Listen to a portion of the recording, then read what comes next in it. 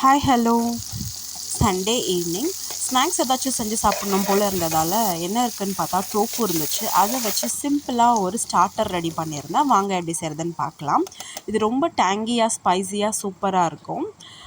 Tofu தவா fry வாங்க எப்படி செய்கிறதுன்னு பார்க்கலாம். இது ஃபுல்லாகவே வந்து பட்டரில் செய்கிறது. இது டயட்டுக்கு எடுத்துப்பாங்க. ஸோ அதனால் வந்து நான் பட்டரில் எடுத்து பண்ணியிருக்கேன்.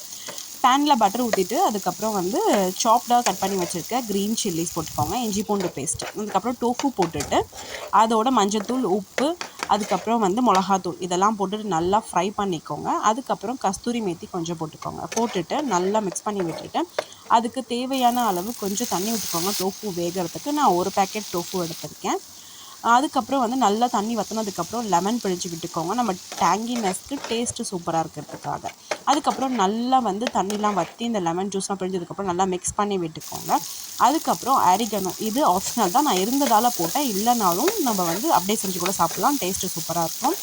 நீங்களும் இதே மாதிரி ட்ரை பண்ணி பாருங்கள். ஒரு 10 மினிட்ஸ்க்கு அப்புறம் பாருங்கள், இந்த மாதிரி ட்ரை ஆகி மசாலாலாம் கோட் ஆகி வரும். இந்த மாதிரி ஸ்நாக்ஸ் பண்ணி கொடுத்து பாருங்கள். அகெயின் இதே மாதிரி வேணும்னு கேட்பாங்க. நீங்களும் இதே மாதிரி ட்ரை பண்ணி பார்த்துட்டு கமெண்ட் பண்ணுங்கள், டேஸ்ட் எப்படி இருந்துச்சுன்னு சொல்லுங்கள். நீங்களும் இதே மாதிரி ட்ரை பண்ணி ஈவினிங் ஸ்நாக்ஸாக எடுத்துக்கோங்க. ரொம்ப சூப்பராக இருக்கும், ஹெல்த்தி கூட. தேங்க்ஸ் ஃபார் வாட்சிங். தேங்க்யூ.